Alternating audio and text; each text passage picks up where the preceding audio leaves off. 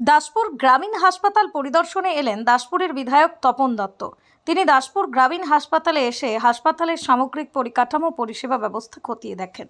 হাসপাতালের বিভিন্ন বিভাগ ঘুরে দেখার পাশাপাশি রোগীদের সঙ্গে কথা বলে তাদের সমস্যা, অভাব, অভিযোগ ও চিকিৎসা সংক্রান্ত অভিজ্ঞতার কথা শোনেন। পরিদর্শনের সময় কর্তব্যরত চিকিৎসক, নার্স ও স্বাস্থ্যকর্মীদের সঙ্গেও বিস্তারিত আলোচনা করেন বিধায়ক। হাসপাতালের দৈনন্দিন পরিষেবা, চিকিৎসা ব্যবস্থার মান, রোগীদের ভিড়, ওষুধ সরবরাহ, শয্যা সংখ্যা সহ বিভিন্ন বিষয় নিয়ে তিনি খোঁজ খবর নেন। হাসপাতালের কোথায় কী ধরনের সমস্যা রয়েছে, কোন কোন ক্ষেত্রে আরও উন্নয়নের প্রয়োজন, সেগুলোও তিনি গুরুত্ব সহকারে পর্যালোচনা করেন। এদিন হাসপাতাল কর্তৃপক্ষ, দাসপুর থানার আধিকারিক, চিকিৎসক ও স্বাস্থ্যকর্মীদের নিয়ে একটি বৈঠকও করেন তিনি। বৈঠকে হাসপাতালের বর্তমান পরিস্থিতি নিয়ে আলোচনা হয়। পাশাপাশি ভবিষ্যতে হাসপাতালের পরিকাঠামো আরও উন্নত করতে কী কী নতুন ব্যবস্থা নেওয়া প্রয়োজন এবং কোন কোন কাজ করলে সাধারণ মানুষ আরও ভালো চিকিৎসা পরিষেবা পাবেন তা নিয়েও বিস্তারিত আলোচনা করেন বিধায়ক। সূত্রের খবর, হাসপাতালে বিভিন্ন পরিষেবা আরও আধুনিক ও উন্নত করার বিষয়ে তিনি বিশেষ গুরুত্ব দেন। রোগীদের যাতে দ্রুত ও সঠিক চিকিৎসা পরিষেবা দেওয়া যায় সেই দিকেও নজর দেওয়ার কথা বলেন তিনি।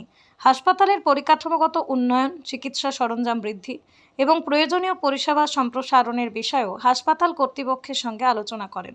পরিদর্শন শেষে বিধায়ক জানান, সাধারণ মানুষ যাতে সরকারি হাসপাতালে আরও উন্নত মানসম্পন্ন চিকিৎসা পরিষেবা পান সেই লক্ষ্যে নিয়েই হাসপাতালের বিভিন্ন বিষয় খতিয়ে দেখা হয়েছে।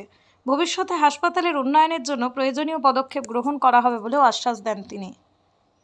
দাসপুর গ্রামীণ হাসপাতালে এলেন এবং পরিদর্শন করলেন পুরো হাসপাতাল। কি দেখলেন এবং কোথায় কি খামতি আছে বলে মনে হয়? এখন আমাদের কয়েকদিন আগে পঞ্চায়েত মন্ত্রী সহ রাজ্যের স্বাস্থ্য সচিব তার সঙ্গে আমাদের কথা হয়েছিল। আমাদের দাসপুর বিরাট একটা জনসংখ্যার বিধানসভা এবং এখানে 3 লক্ষর উপর ভোটার, তাই স্বাভাবিকভাবে এখানে রোগীর সংখ্যাও অনেক।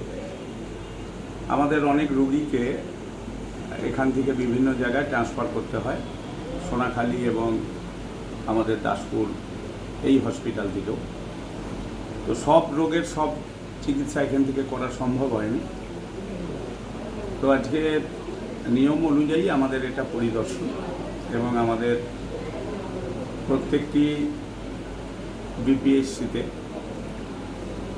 আমাদের যে রোগী কল্যাণ সমিতি আছে, আজকে তার প্রথম সভা।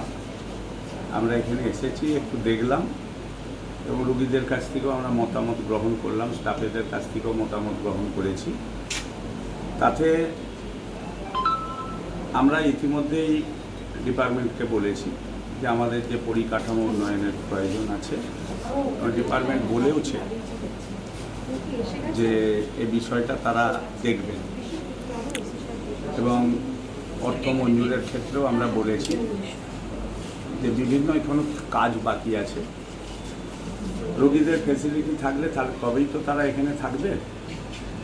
এবং আমাদের যে খাবার দেয়া হয় সেই খাবারের টাকাটা খুবই কম, আগের সরকারের আমলে সেটা ছিল।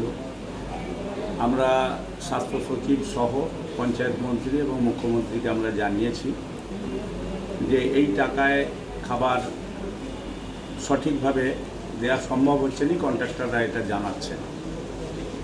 সেক্ষেত্রে তারা এই বিষয়ে ভাববেও বলে বলেছেন। তাই বলবো যে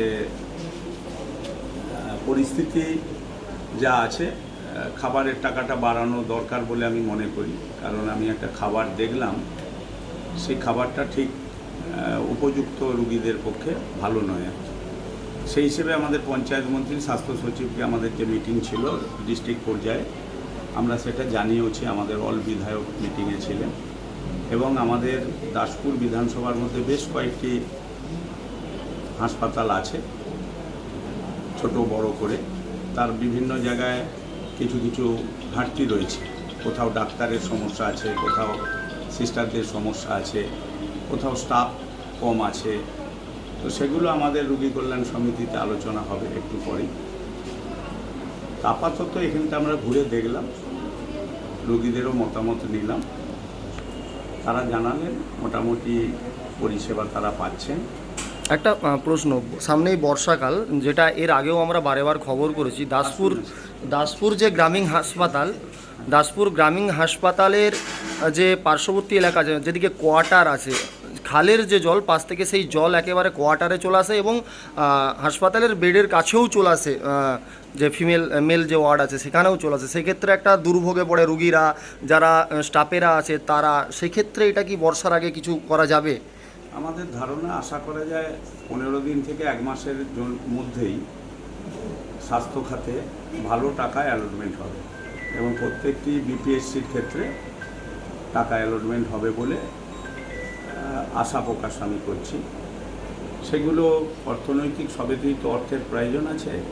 পরিকাঠামো উন্নয়ন করতে গেলে এটার প্রয়োজন।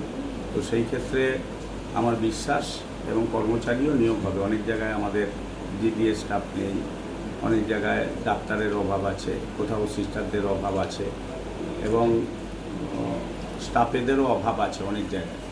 সেই ক্ষেত্রে কোথাও কোথাও আমাদের যে উপস্বাস্থ্য কেন্দ্রগুলো আছে সেখানেও প্রবলেম ঘটছে।